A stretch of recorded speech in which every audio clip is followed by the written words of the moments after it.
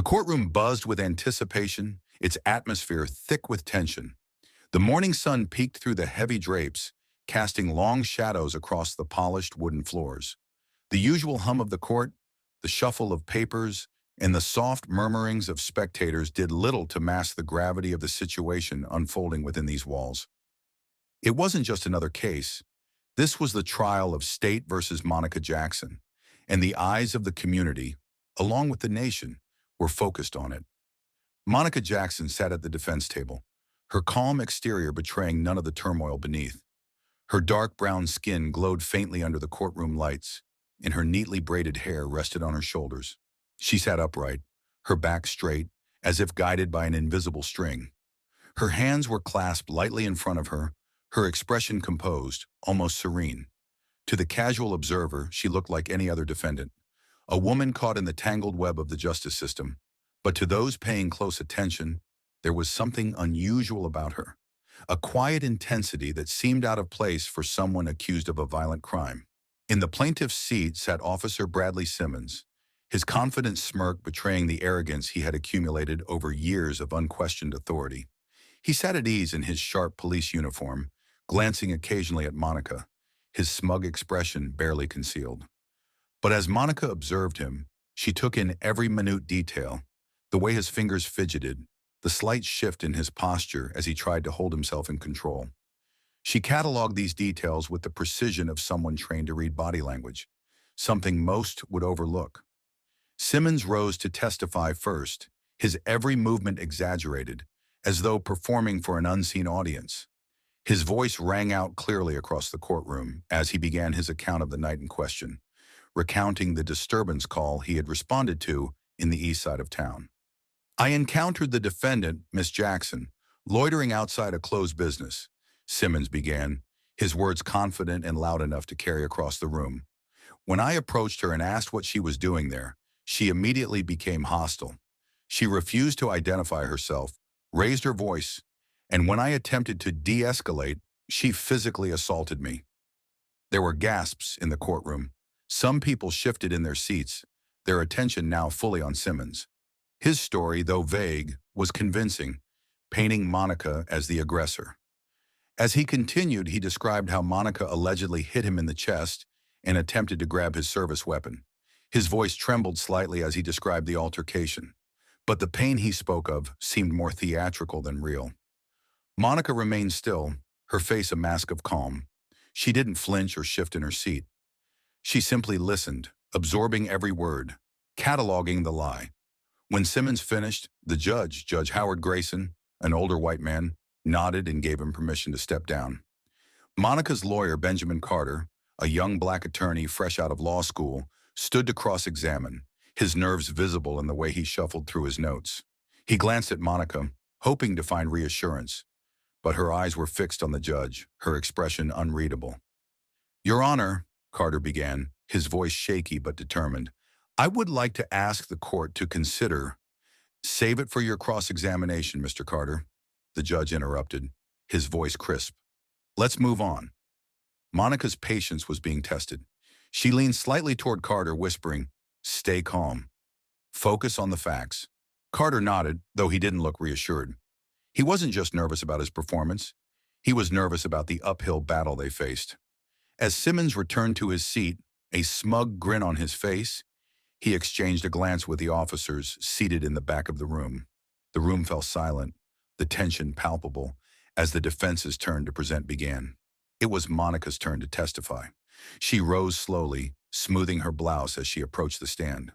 The room fell silent as all eyes turned to her. She was about to speak, and the truth was about to be revealed. As Monica took her seat in the witness box, the courtroom held its collective breath. The tension was so thick it could be felt in the pit of everyone's stomachs. Every eye in the room was trained on her, some with skepticism, others with curiosity, and a few with judgment. Officer Simmons had painted her as the aggressor, the one who had attacked him unprovoked. But Monica had a different story to tell, and now it was her time to speak. She adjusted the microphone in front of her movements deliberate, as if she had done this 1,000 times before. The crowd was silent. She could feel their eyes on her, but her focus remained clear. on the truth. The prosecutor, a middle-aged man with a sharp suit and sharper tongue, began his questioning. "Miss Jackson," he began, his voice piercing the silence, "can you explain your actions on the night in question?" Monica took a deep breath, steadying herself. She wasn't afraid. This was her moment. This was her time to clear her name and expose the lies. "I can," Monica replied, her voice calm and unwavering. "But first, I need to clarify one thing. Officer Simmons's account is not only inaccurate, but intentionally misleading." A collective intake of breath swept through the room. Gas filled the air as the prosecutor, momentarily stunned, opened his mouth to retort, but Monica's steady confidence left him speechless. He recovered quickly, trying to regain control of the narrative. "A bold accusation, Miss Jackson," he said, but there was an edge of uncertainty in his voice now. "Do you have proof to back it up?" Monica met his gaze with dark, unyielding eyes. She didn't flinch, didn't waver. She knew what she had to do. "I believe the truth will come to light soon enough," she said, her words slow and deliberate. The prosecutor opened his mouth to speak again, but paused, caught off guard by her calm confidence. The judge, Judge Howard Grayson, cleared his throat, signaling for the questioning to continue. Monica leaned forward slightly, her voice even and clear, as she began recounting her version of the events that had occurred that night. "I was on my way home from visiting a friend," she began. "I stopped near the corner of Magnolia and Fifth to check my phone for directions. That's when Officer Simmons approached me." The prosecutor leaned forward, eager to push for an admission of guilt. "And you're saying this encounter was completely unprovoked?" he asked, his tone skeptical. Monica tilted her head slightly, her expression unwavering. "Not entirely," she said. "I was standing on the sidewalk, which, as far as I know, isn't illegal. He approached me with his flashlight pointed directly at my face and asked what I was doing there." The prosecutor pressed, eager to push Monica into a corner. "And how did you respond?" he asked. Monica's tone remained steady. "I told him I was checking directions. He asked for my identification, and I asked him if I had done anything wrong." The courtroom was silent for a moment. The prosecutor's eyes narrowed, but Monica didn't falter. She wasn't playing into his narrative. The prosecutor seized the moment. "So you questioned his authority?" he asked, his voice dripping with accusation. Monica didn't hesitate. "I questioned his motive," she corrected him. "I wasn't obstructing traffic, trespassing, or causing any disturbance. I wanted to know why he was asking for my ID." A ripple of murmurs spread through the room. The judge's gavel came down sharply. "Order in the court," Judge Grayson called, his voice steady but carrying an edge of authority. Monica continued, undeterred. "When I asked for clarification, he raised his voice and accused me of being uncooperative," she explained. "I told him I wasn't trying to cause any trouble, but before I could say anything else, he grabbed my arm." The room fell into stunned silence as the weight of Monica's words hit the audience. She wasn't just recounting a story. She was painting a picture of a violation of her rights, of a police officer who had overstepped his bounds. The prosecutor raised an eyebrow.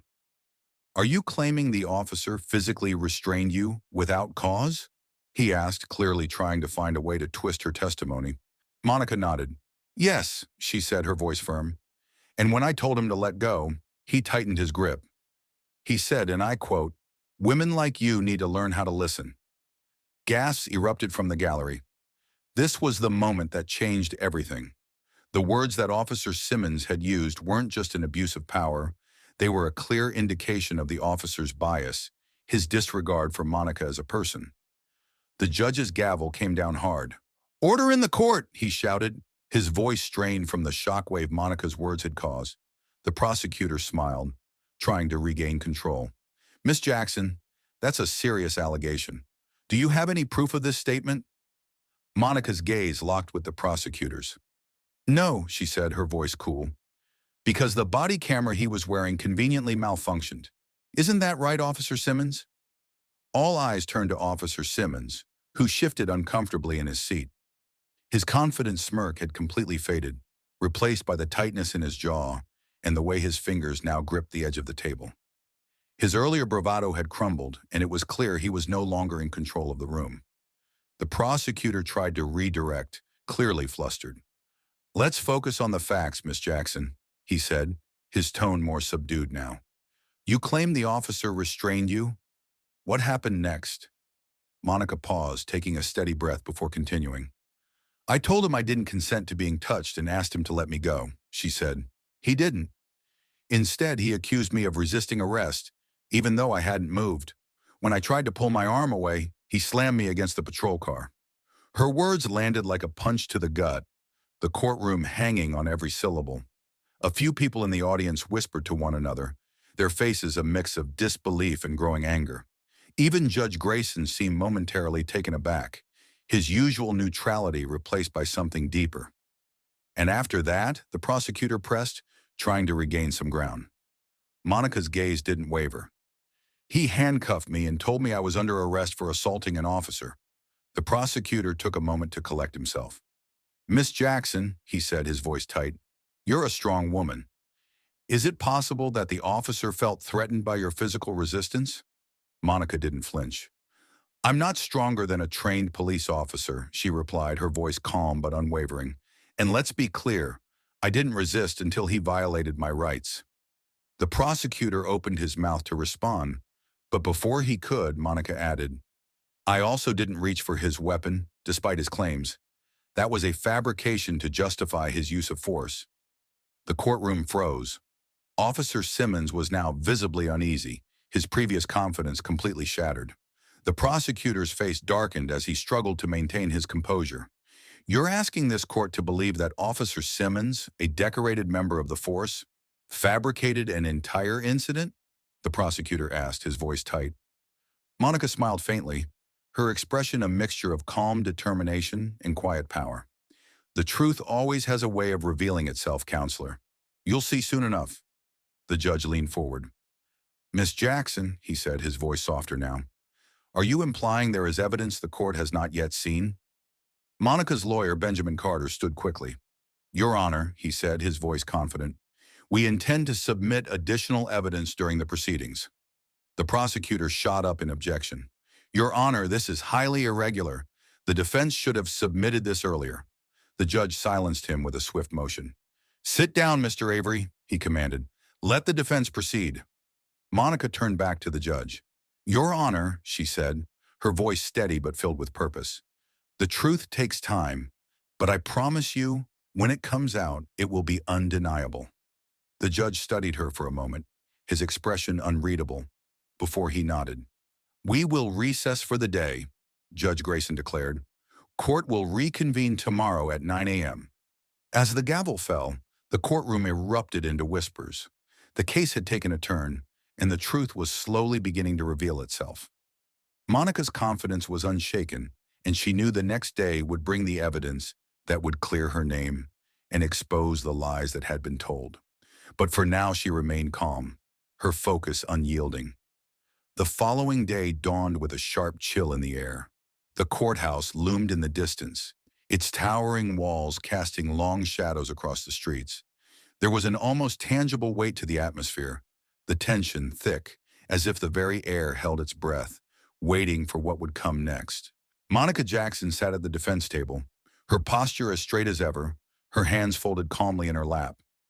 Despite the storm that had brewed around her the previous day, her allegations against Officer Simmons, the video footage that contradicted his story, Monica remained unshaken. Her expression was unreadable, her thoughts clear and focused on the task at hand.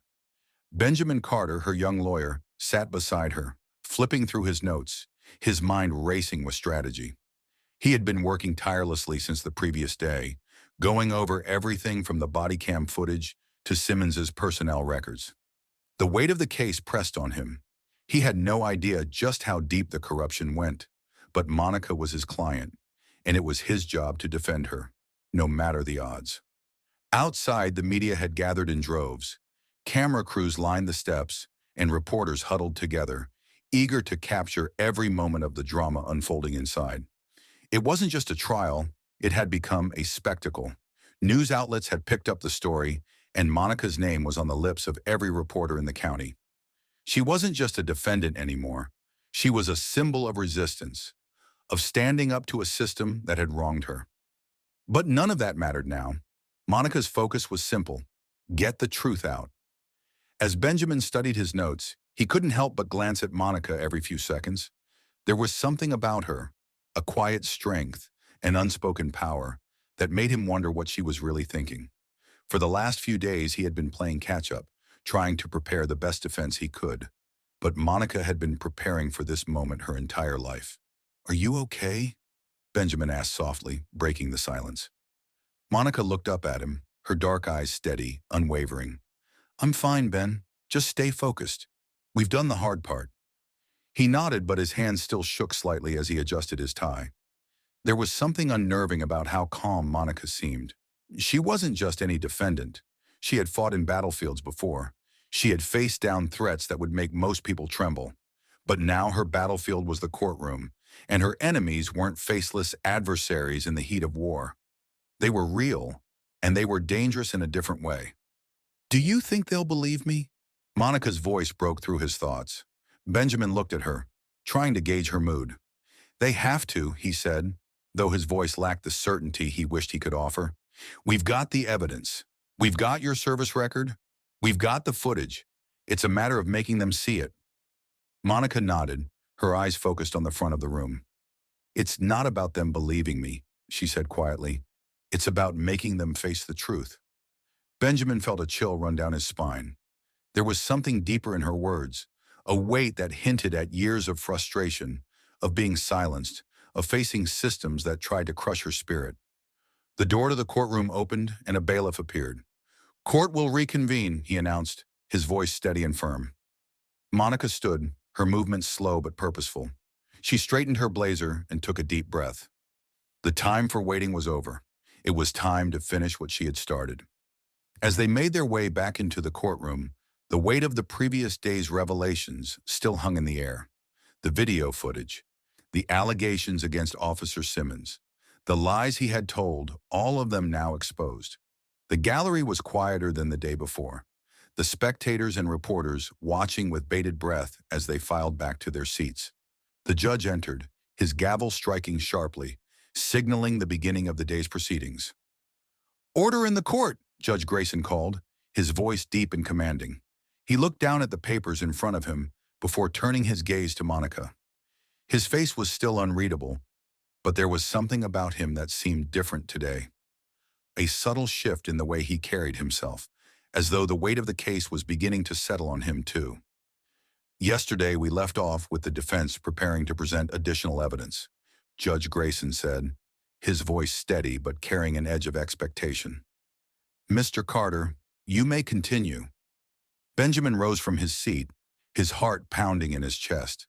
This was it. This was the moment everything could change. He approached the stand, his briefcase in hand, his mind focused. The defense had already made its case that Officer Simmons had lied, but now they had to seal it.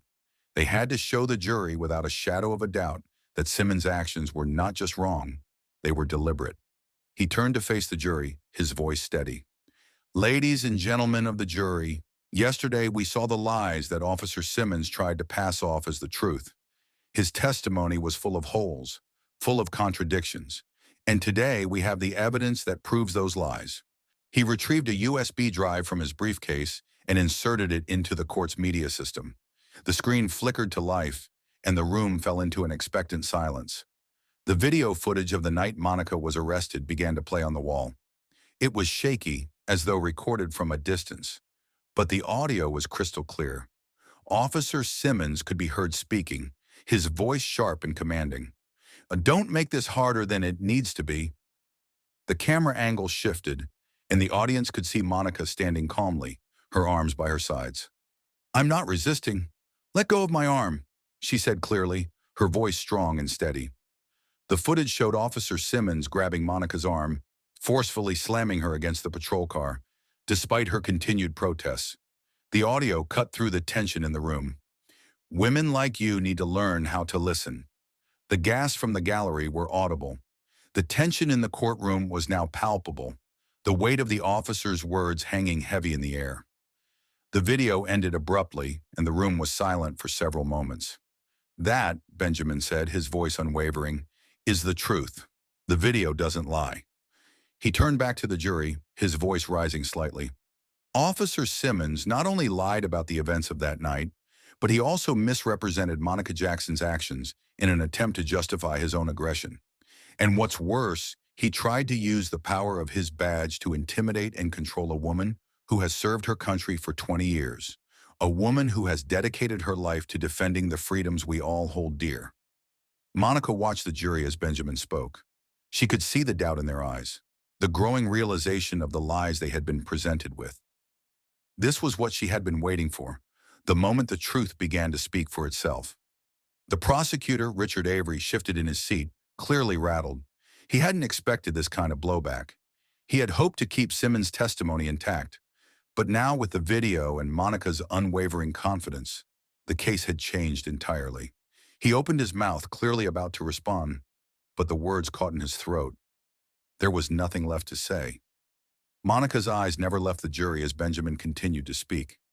She knew this wasn't just about winning this case. It was about making sure that people like Officer Simmons would never have the chance to lie their way out of accountability again. This fight wasn't just for her. It was for everyone who had ever been wronged by someone with a badge, someone who thought their word was the only one that mattered. The truth, she knew, would always find a way to be heard. The silence that followed the video footage was deafening. No one moved. Even the judge, usually a pillar of authority in the courtroom, seemed momentarily caught off guard by the weight of the moment. The jury, their faces etched with doubt, looked between the screen and each other. The truth was out, laid bare for everyone to see, and now there was no way to ignore it. Monica remained calm, her gaze unwavering as she watched the reactions of the jury. She could feel the shift in the room, the way the energy had changed, the way people had started to see the truth as undeniable. Her heart raced, but she knew she had to keep her composure. This was the moment everything had been building toward. Benjamin Carter, sensing the impact of the video, stepped away from the jury box and turned to face the judge. His voice, though still calm, carried a new strength. Your Honor, we have provided the court with clear evidence that contradicts Officer Simmons's claims. The video shows what actually happened that night, and it leaves no room for doubt.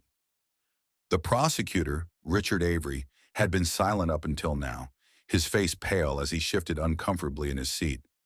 He had assumed he could win this case on the strength of Simmons' testimony alone, but the video had completely shattered that plan.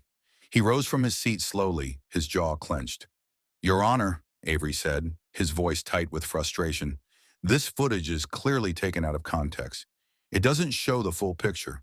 We cannot simply rely on shaky, biased footage to determine the truth. Benjamin didn't even flinch at the prosecutor's words. He had anticipated this pushback. The context is clear, Mr. Avery, he said firmly. What you are trying to defend is indefensible. Officer Simmons escalated a routine situation, made assumptions based on bias, and used excessive force to restrain my client. And the footage shows that, plain and simple.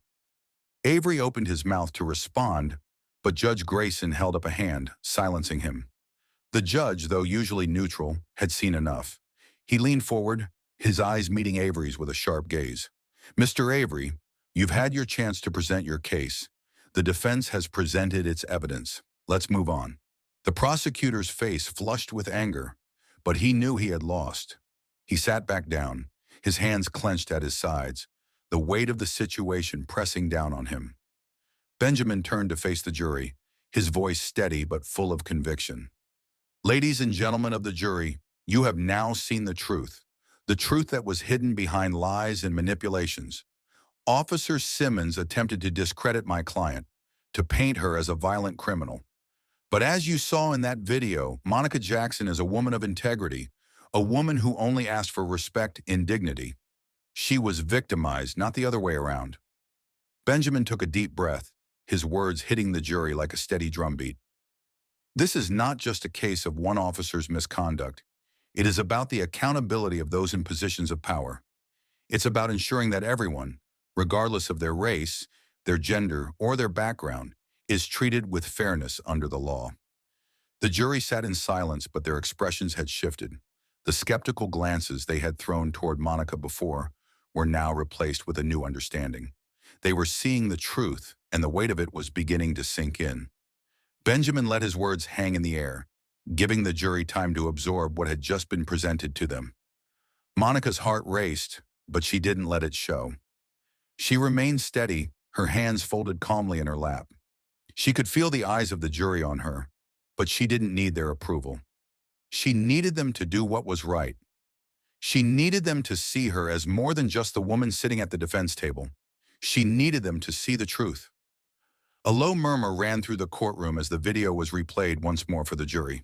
This time, everyone in the room watched with new eyes, seeing the reality of what had occurred. Simmons's earlier confidence had completely evaporated. His jaw was clenched tightly, his fists balled at his sides. It was as though the very weight of Monica's words had brought him to his breaking point.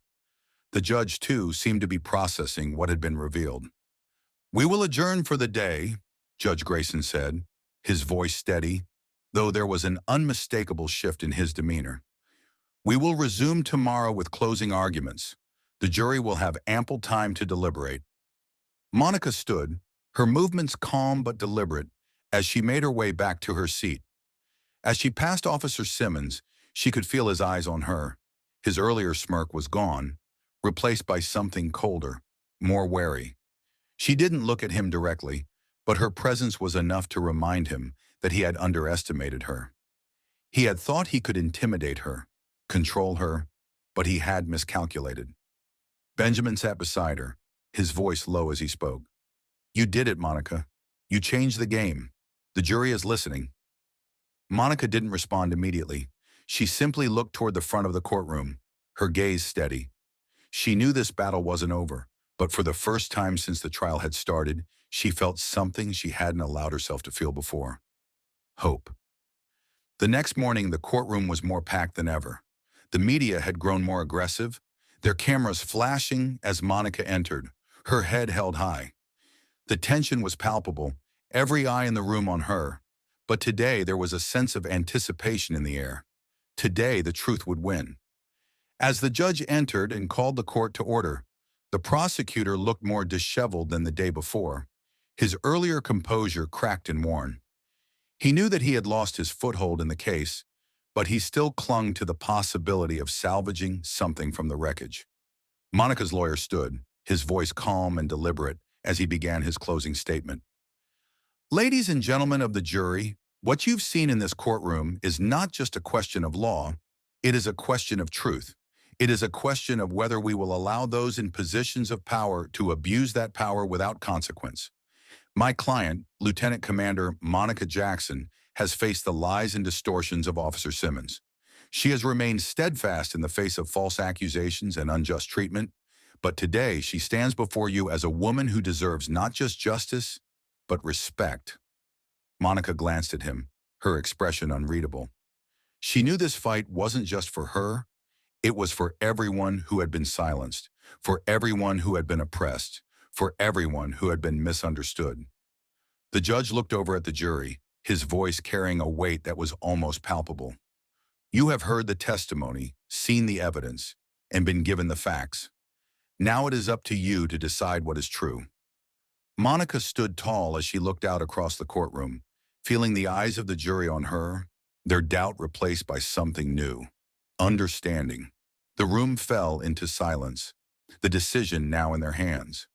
And for the first time in this long and exhausting trial, Monica knew that she had done everything she could. The truth was out, and it was in the hands of the jury to decide what would come next. The next few hours dragged on in slow motion. The courtroom felt like it was suspended in time, as if everything had come to a standstill while the jury deliberated. Monica sat quietly at the defense table, her back straight, her hands folded neatly in her lap. She didn't allow herself to look anxious, though her mind raced. This was the final moment, the moment when everything would be decided. The fate of Officer Simmons, the fate of the justice system, and her own future rested in the hands of the jury. Benjamin Carter sat beside her, flipping through his notes one last time. He had done everything he could, laid out every piece of evidence, cross-examined Simmons with precision, and delivered a closing argument that he hoped would resonate with the jury. But now it was out of his hands. The waiting was the hardest part. The buzz of conversation in the gallery had quieted, replaced by the steady hum of people shifting in their seats. Reporters typed furiously, eager to get the latest updates for their stories. But even they knew that the outcome of this case was more than just news. It was a symbol, a moment of change, and the entire courtroom knew it. Monica's mind drifted briefly to the night of the incident. She had never imagined that her life would be turned upside down like this, forced to relive the trauma of that evening in front of an audience. But this fight, this battle for truth and justice, had become something more than just a personal crusade. It was about standing up to a system that had failed so many. It was about making sure that people like Officer Simmons, who thought they could abuse their power without consequence, were held accountable. It was about ensuring that dignity and respect were never again stripped away from someone because of their race, gender, or background. Her thoughts were interrupted by a soft murmur from the gallery. She looked up and the bailiff stepped forward to announce the arrival of the jury. Monica's heart beat faster, but she remained composed. Benjamin gave her a quick glance before standing. The air in the courtroom was thick with anticipation, everyone on edge as the jury filed back into their seats. Judge Grayson entered the room, his gavel striking the desk to restore order. "All rise," the bailiff called, and the room stood as the judge took his place. "Will the jury please rise?" the judge asked, his voice firm. The foreperson, a middle-aged woman with short hair and a stern expression, stood. She held the piece of paper in her hand, the document that would change everything. She cleared her throat and addressed the court. "We, the jury, find the defendant, Monica Jackson, not guilty on all charges." The words hung in the air like a thunderclap. Monica's breath caught in her throat, and for a moment, the world seemed to pause. The weight of the verdict settled on her like 1,000 pounds. But at the same time, she felt a surge of relief, the first breath she had taken in days. Benjamin, standing beside her, let out a long, quiet exhale. A smile tugged at the corners of his lips. He had fought for this moment, and now it was real. A wave of emotion swept over Monica. She had won. But it wasn't just her victory. It was a victory for accountability, for justice, and for the countless others who had been silenced by the system. She wasn't just a woman who had been wronged. She was a woman who had fought, and in the end, the truth had prevailed. The gallery erupted into applause. Some were clapping in support, others in disbelief, but there was no denying the energy in the room. Officer Simmons, who had been sitting confidently just moments before, now looked deflated. His shoulders slumped, and his face had turned a shade of pale that had nothing to do with his uniform. The officers seated behind him no longer wore their expressions of silent solidarity. Instead, they avoided his gaze, uncertain of the man they had once supported. Simmons's earlier bravado had crumbled completely, but the applause didn't last long. Judge Grayson slammed his gavel down to restore order. "Order in the court," he called, though there was an undeniable respect in his voice as he glanced at Monica. Monica's heart raced as she stood, her gaze unwavering as she looked at the judge. There was still more to be done. The fight wasn't over, not yet. But for now, she had won this battle, and that was all she could focus on. The foreperson continued. "Furthermore," she said, her voice steady but serious, "we, the jury, strongly recommend that an investigation into Officer Simmons's conduct be pursued, given the nature of his testimony and the evidence presented during the trial." Monica could feel the weight of those words. They weren't just a statement, they were a call to action. The jury had made it clear. This wasn't just about one officer. This was about a systemic issue that needed to be addressed. Officer Simmons wasn't the only one who had failed that night. There were others who had allowed this to happen, who had turned a blind eye, who had let bias and prejudice guide their actions. The judge nodded gravely. "The court will take this recommendation under advisement," he said. "Officer Simmons, I suggest you retain counsel. This matter is far from over." Monica stood tall, her chest rising and falling with each breath. She could feel the weight of the room's attention on her, but she refused to shrink. She had been wronged, but now she was the one standing. Benjamin leaned in slightly, his voice quiet but full of pride. "You did it," he said, his eyes shining with admiration. "You didn't just win. You showed them the truth." Monica nodded, her gaze still focused on Simmons, who was now standing up, his hands clenched at his sides. She didn't feel satisfaction at seeing him lose. Instead, there was a quiet sense of resolution in her heart. He had underestimated her, but the truth had never needed to lie. The system had failed her once, but now it had to face the consequences. The courtroom emptied slowly, the noise of the crowd muffled as Monica and Benjamin walked out. Reporters were scrambling for interviews, but Monica didn't stop. She walked past them with the same calm determination that had carried her through this entire ordeal. Outside, the sun had begun to set, casting a golden light across the courthouse steps. Monica paused at the top of the stairs and took a deep breath. The weight of everything she had just been through hung in the air around her, but she was at peace. For the first time in what felt like forever, she allowed herself to feel the victory. The fight wasn't over, not by a long shot, but today she had won. And for Monica Jackson, that meant something more than just a court ruling. It meant that, despite everything, she had stood up, and the truth had been heard. As she walked down the steps, her gaze steady and forward, Monica couldn't help but think, this was only the beginning. The truth had a way of prevailing, but it was a fight she would never stop fighting. For herself, for the countless others who had been wronged, and for justice. This was only the beginning. The days that followed the verdict were a whirlwind of media attention, public scrutiny, and quiet reflection. Monica Jackson had become a symbol, not just for the fight she had won, but for the truth she had uncovered and the system she had exposed. The trial was over, but its impact had only just begun. News outlets across the country picked up the story. Headlines ran with variations of the same theme. Navy SEAL exposes police misconduct in landmark trial. Truth prevails. Jury acquits woman accused by officer of assault. And the truth behind the badge. Officer Simmons's lies unraveled. Monica's name was now synonymous with resilience and justice. People from all walks of life reached out, their messages ranging from gratitude to admiration, from shock to disbelief. But for Monica, the public acclaim was not what she sought. Her fight had never been about fame or recognition. It had been about exposing the truth and standing up against a system that had, for too long, allowed people like Officer Simmons to operate unchecked. Now that the truth was out, she could finally breathe, though the road ahead remained long and uncertain. She returned to her quiet life, her modest home on the outskirts of town. Though even that had changed. Her neighbors now looked at her differently, some with respect, others with caution. She was no longer just Monica Jackson, the woman who kept to herself, who stayed out of the limelight. She was now a woman who had taken on the system and won. Monica didn't mind the attention. She had always known that life had a way of surprising her, of challenging her in ways she had never expected. She had faced enemies on foreign battlefields. But this was different. This fight was for truth and accountability, and she had won. But even though she had secured a victory in the courtroom, there was still much more work to be done.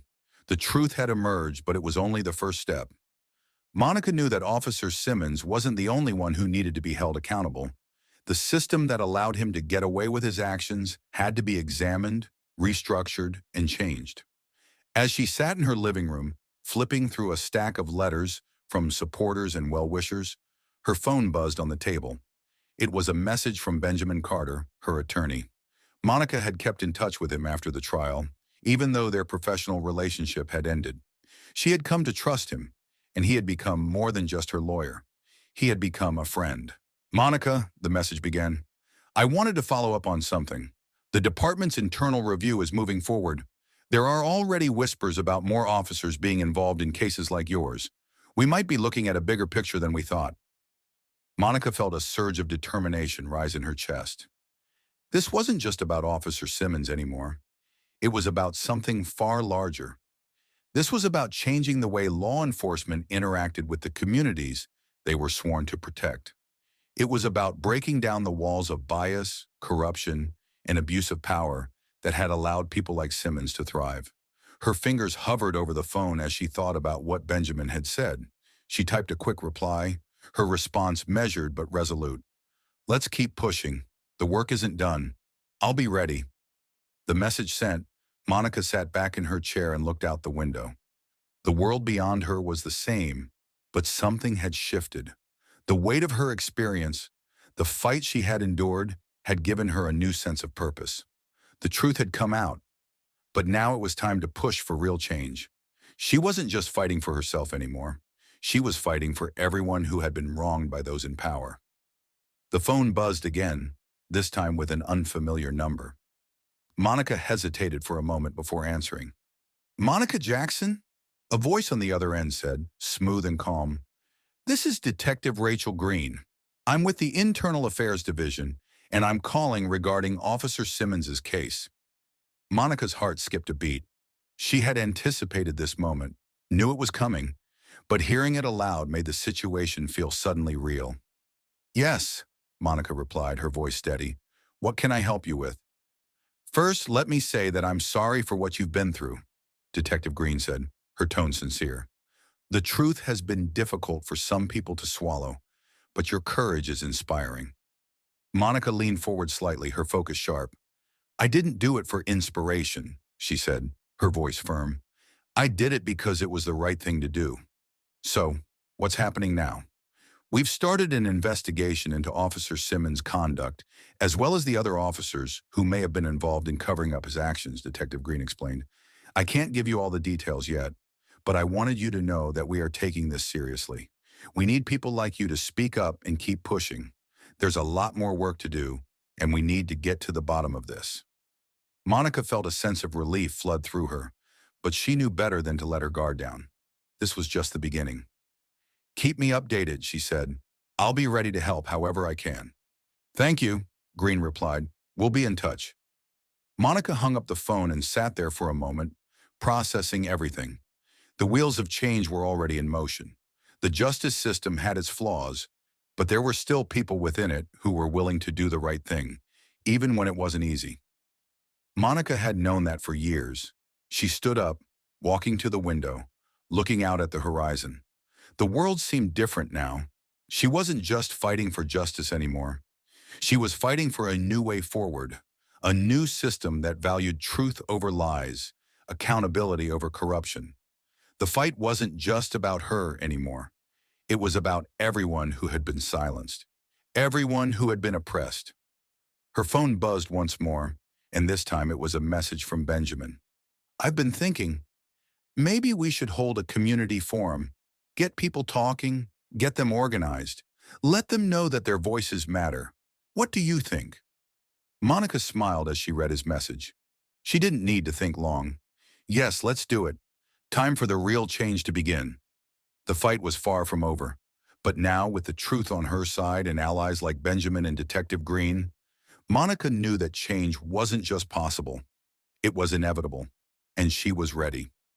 Monica stood in front of a small crowd in a community center on the edge of town, her eyes scanning the room.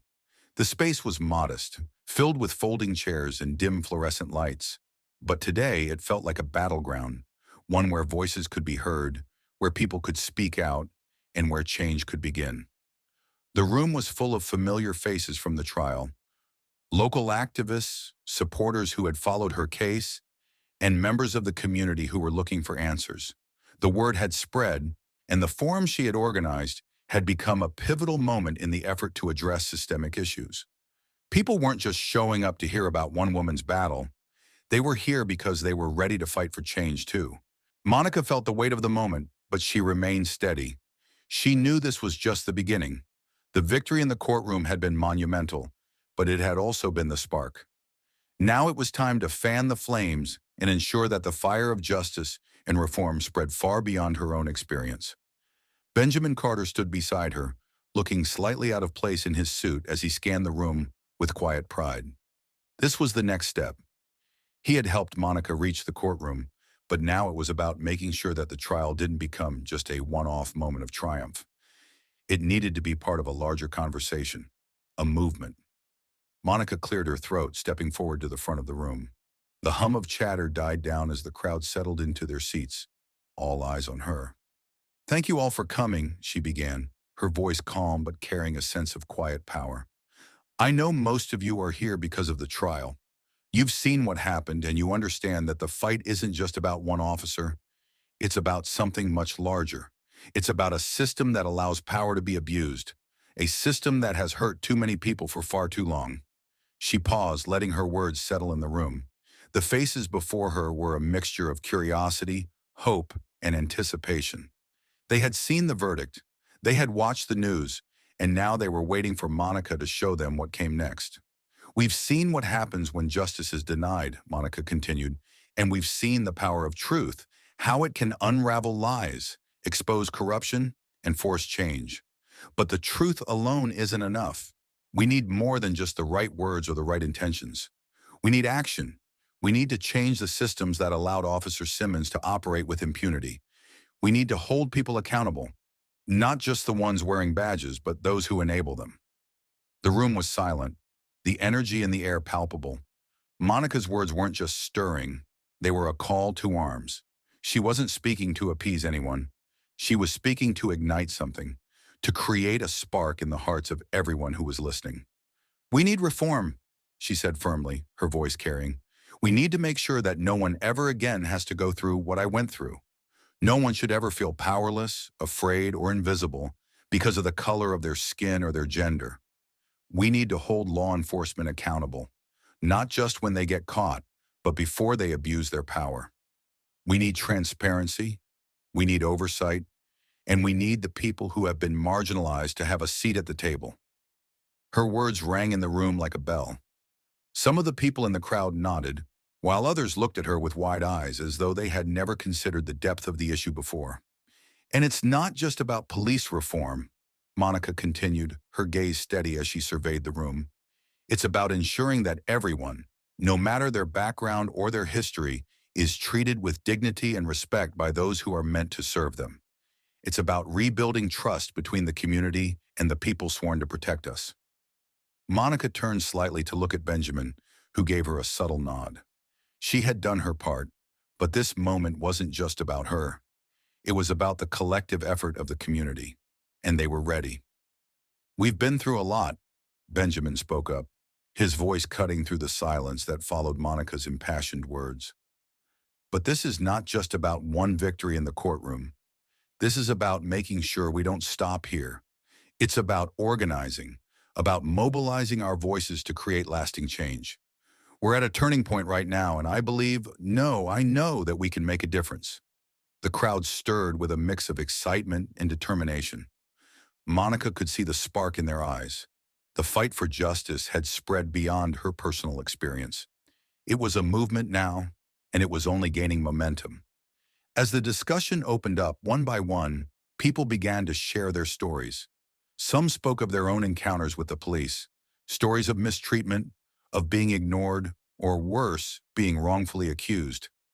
Others talked about the lack of community resources, about the disconnect between law enforcement and the people they were supposed to protect.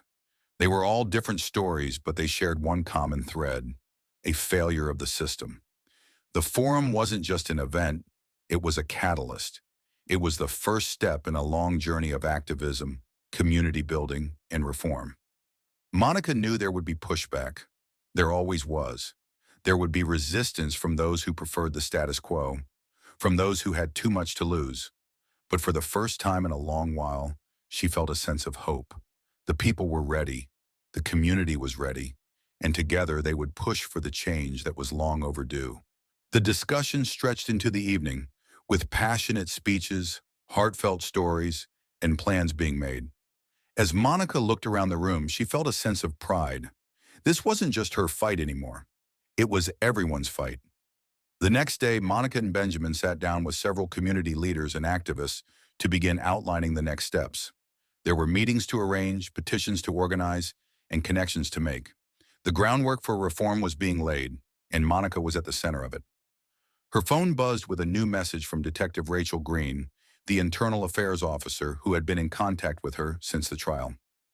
"Monica, I wanted to let you know that the investigation into Simmons's conduct is moving forward. There are several officers we're looking into now, and we're also getting some traction on starting a broader review of training practices. I'll keep you posted." Monica smiled as she read the message, knowing that the wheels of justice were still turning. She turned to Benjamin, who was sorting through papers. "This is just the beginning," she said quietly. He looked up and smiled. "I know, and we're just getting started." Monica stood, her expression steady as she looked out the window, seeing the community coming together, feeling the energy of the moment. It was only the beginning, but she knew one thing for sure. The fight for justice, for truth, and for accountability would never stop. And together, they would make sure of it. It had been a few weeks since the community forum, and Monica could already feel the ripple effects of their efforts. The conversations that had started in that small community center were now spreading beyond the town, reaching the ears of influential activists, policymakers, and even national media outlets. People were listening, and more importantly, they were acting. Monica sat in a meeting room with Benjamin, Detective Rachel Green, and a group of local activists who had been tirelessly working to push the momentum from the trial forward. The small, modest room in a community hall felt different now, charged with a sense of purpose and anticipation. The energy in the room was palpable, and Monica knew that this was no longer just about her personal victory. It had become something much bigger. "We need a strategy," Benjamin said, his voice steady as he scanned the room. "We've got the momentum, and people are paying attention, but we need to make sure we stay focused. This isn't just about a single case anymore. It's about systemic change. We need to outline clear, actionable goals." Monica nodded. They had spent the past few weeks discussing policy changes, calling for investigations into police training, and pushing for increased community oversight. But now it was time to act. Time to mobilize the community and demand that their voices be heard in the halls of power. Rachel Green, her face serious, spoke up. "I've been in touch with some higher-ups in internal affairs. The review into Officer Simmons is ongoing, but we're also pushing for broader policy changes. The support we have from the community is crucial. Without it, we won't have the leverage we need to make real reform happen." The room was silent for a moment, everyone absorbing the weight of Rachel's words.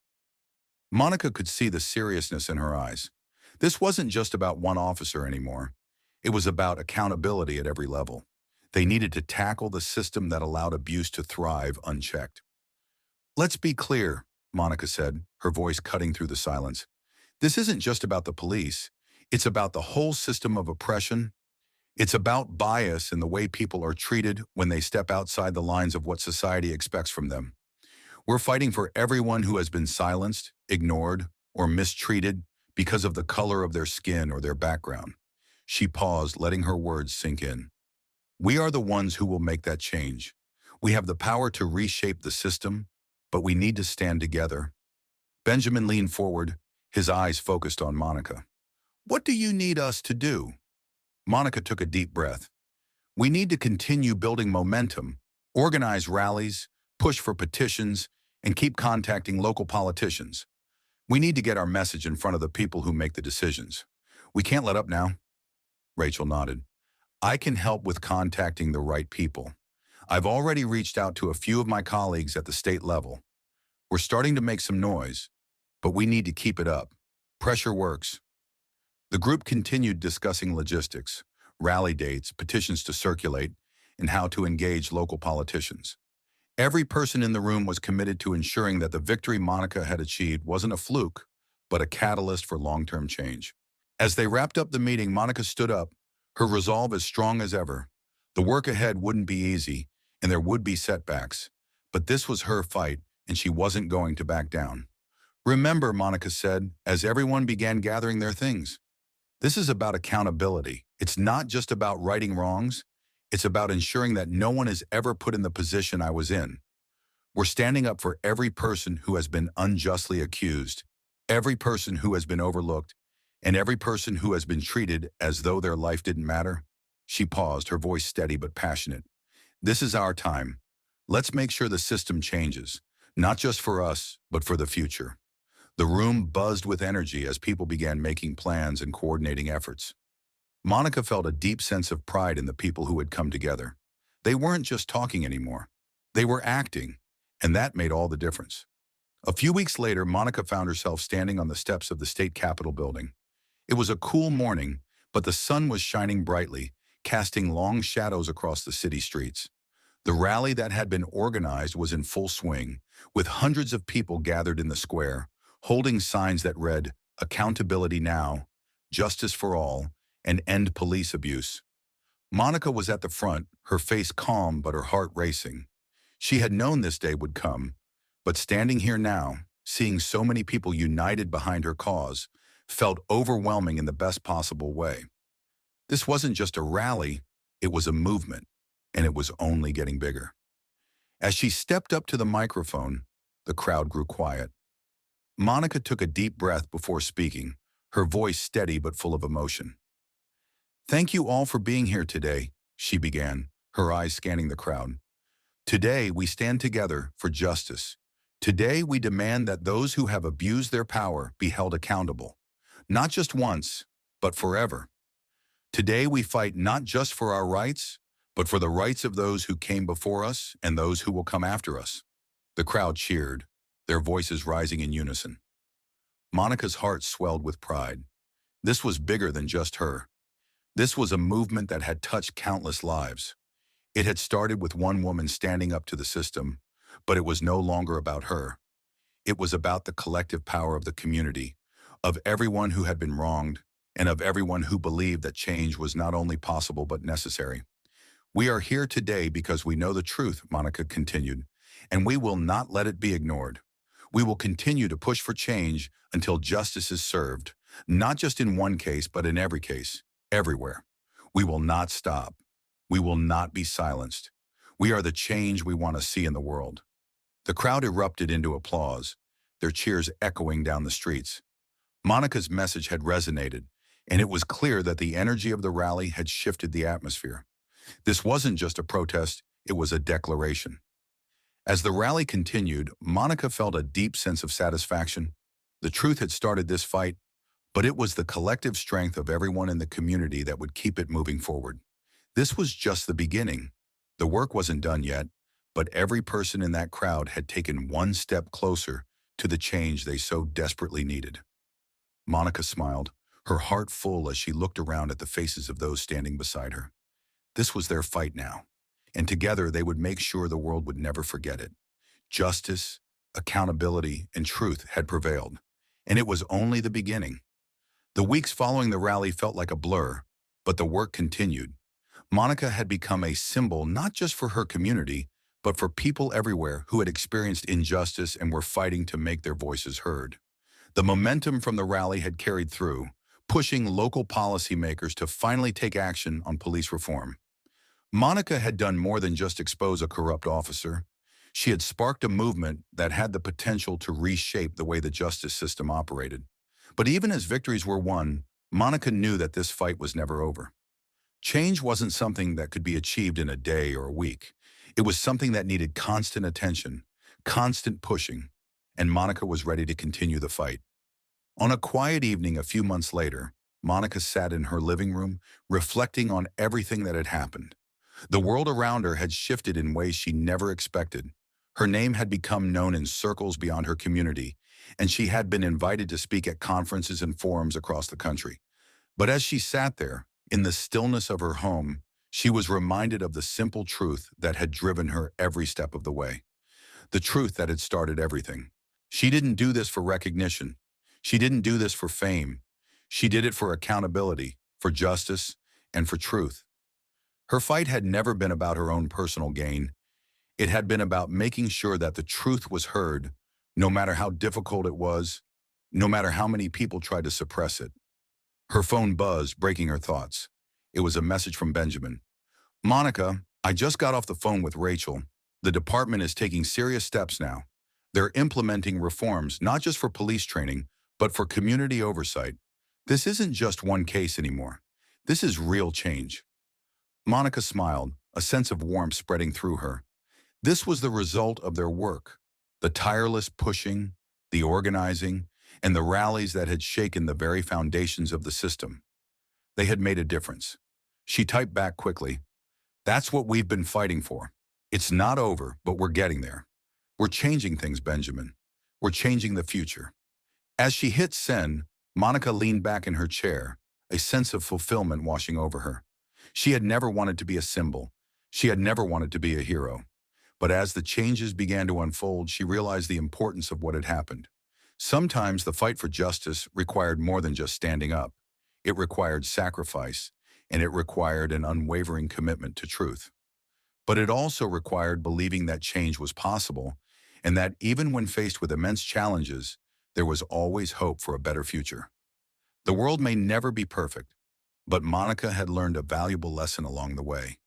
The truth will always find a way to prevail. And in fighting for it, you not only change the world around you, you change the world for those who come after you. She smiled to herself as she looked out the window, watching the sunset. It wasn't just the end of a battle, it was the beginning of a movement. And for the first time in a long time, Monica felt the weight of everything she had done, and the promise of everything still to come. The lesson: Monica's journey taught her something profound about justice, truth, and the power of standing up for what is right, no matter the odds. Accountability was more than just a word. It was a responsibility that everyone, from individuals to institutions, needed to uphold. The system wasn't just flawed, it was built on assumptions, biases, and unchecked power. But by shining a light on those flaws, by refusing to be silenced, Monica had proven that change was possible. Her story was a testament to the power of resilience and the importance of community. She had not fought alone. From her lawyer Benjamin, to the activists, to the brave voices who spoke up, Monica's victory was not hers alone. It was a collective effort. The message was clear. Real change happens when we stand together, united by the shared goal of justice, equality, and truth. Monica had faced the challenge head-on, and in doing so, she had exposed a truth that the world couldn't ignore. And in the process, she had found her own voice, a voice that now carried the weight of countless others who had been silenced for too long. The lesson was clear. The fight for justice never ends, but every step taken in truth brings us closer to a world that is fairer, more just, and more compassionate for everyone. As Monica's journey continued, she knew one thing above all: the truth was the most powerful weapon in the fight for justice, and as long as she lived, she would never stop wielding it.